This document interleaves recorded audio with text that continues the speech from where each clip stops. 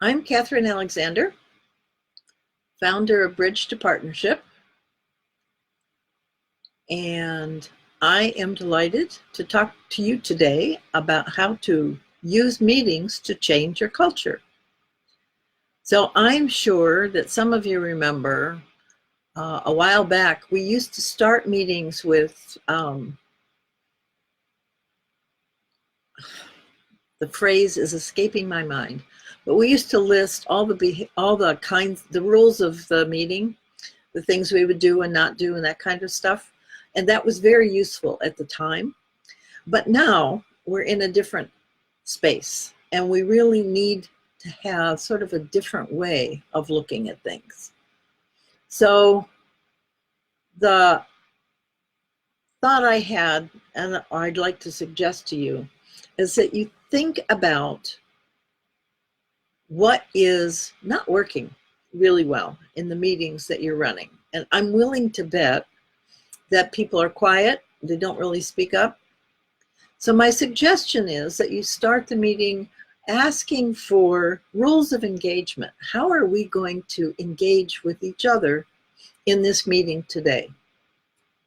So on a flip chart or a board, have people talk about the behaviors they would like to see others do in the meeting.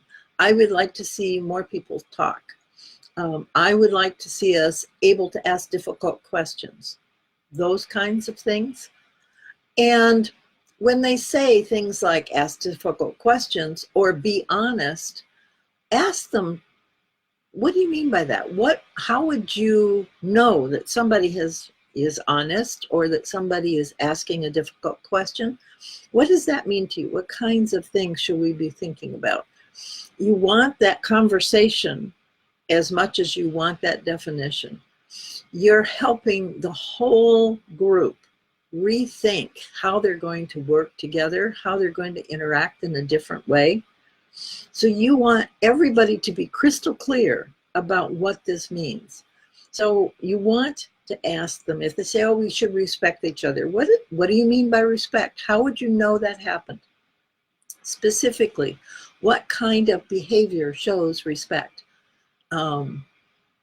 Raising your hand, maybe that shows respect. Maybe saying, excuse me, maybe that shows respect. So you want to get people to truly, specifically say the behaviors that they want to see happen in this particular meeting to make it really meaningful and useful for them. Then you want to ask them, so what do we do when people don't do this? What is the way in which we're going to handle those situations? Do you raise your hand and say, excuse me? What is the action that we give ourselves permission to take when people are not following the behaviors or not practicing the behaviors that we've already said we want to have?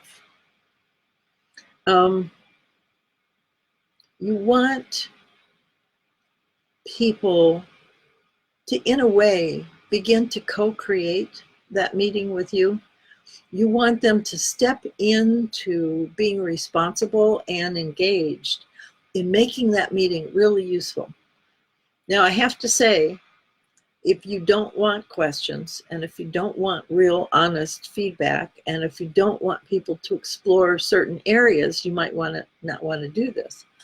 But if you're really trying to change your culture so that people do have ownership of what they do, so people are excited to bring their own ideas forward, so that people have practice in hearing other people's ideas that may be really different or confrontational or sort of eliminating sacred cows or being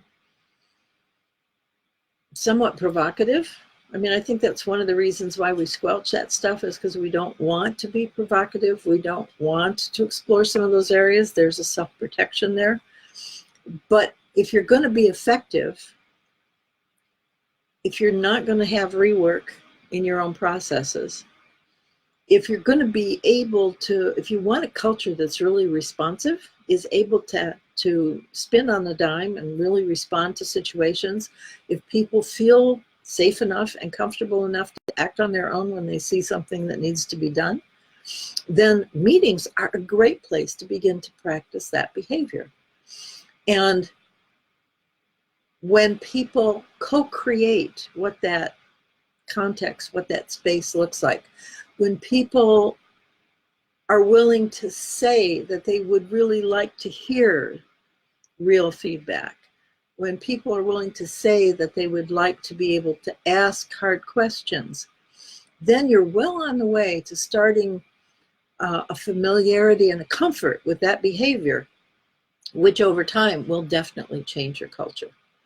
The way we work together every day is the way our culture is built. So if your culture is very obedience focused or very directive, telling people specifically what to do and there's no room for change or for input, and that's not working for you, then this is one way to really make that kind of shift. You can really think about how to get the people you work with every day to step into the new way of working, to really begin to own and request it of themselves and of each other. And you do have to learn how to say this isn't working if you want to be effective, if you don't want to have problems that you have to then fix. We can often see things before they happen, and if we're not given permission to address them, we'll let them go. It's not my job. I'm not going to be there. We've got lots of stories that we can tell ourselves that it's okay that we do this, but in truth, it's not. It doesn't make us feel proud of the company, proud of our involvement. It doesn't make us feel confident that that's not going to happen to us. Somebody could hang us out to dry because they knew something wasn't going to work, but they didn't bother to tell us. Those are cultural artifacts of a command and control culture where people are used to and expect somebody else to know everything so they don't have to. And they're used to not being allowed to express their opinion or to share their insight.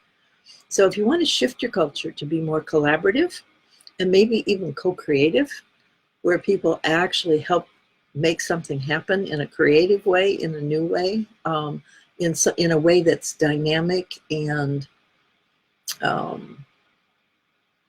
it could be challenging, but it would be inventive and actually open up new areas. If you want that, then people have to behave differently. They can't do the same thing. They can't act the same way.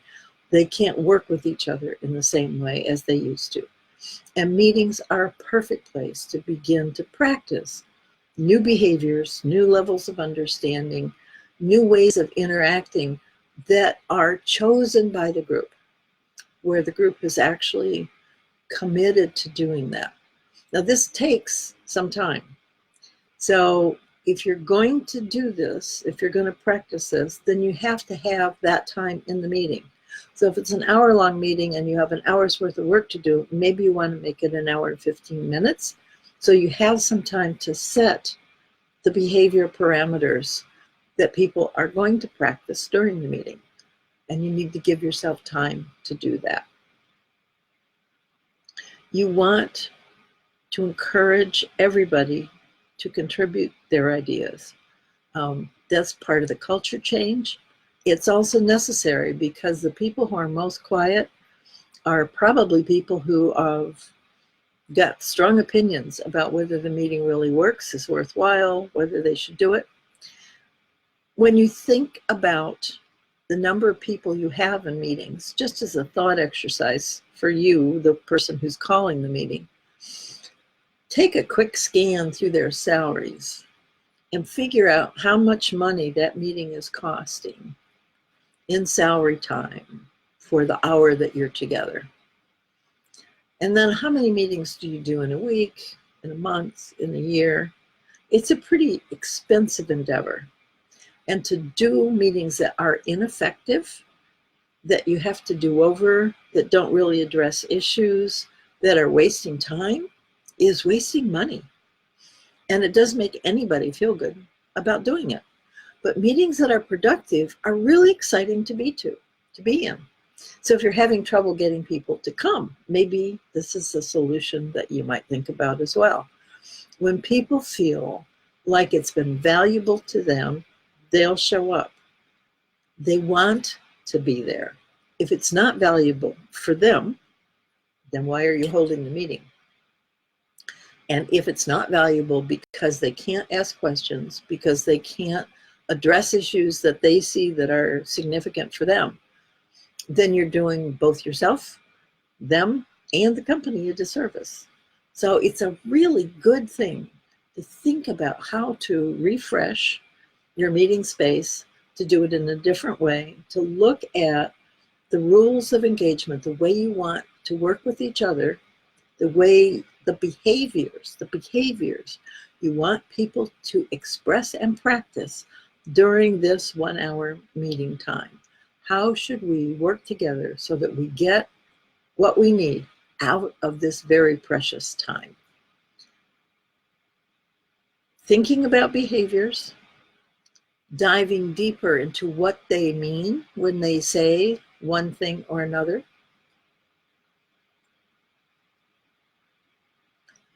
All of these things will truly help you have a meeting that works.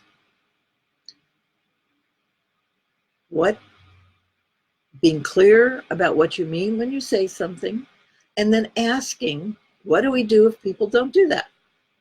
How can we agree to say, wait a minute, we agreed to do this behavior. Could you please ask this in a different way? What exactly do you mean? What are we allowing ourselves to do with each other that is going to move the whole group forward in a way that's not going to ruffle feathers and cause problems? Get agreement about those things. So there's basically 3 simple things. Being clear about the behaviors, asking specifically what those behaviors look like, and then figuring out what to do when people don't follow those behaviors. If you do that on a regular basis at every meeting you hold, you're going to find that you have very different meetings. You're going to find that totally changes the culture, and that people get really excited about spending that time together. And that's what you want. So I hope this has been helpful. Love to get your feedback. Please leave messages below. Leave me a message. Let me know what you think. And I will talk with you next Friday. So thanks so much for being here.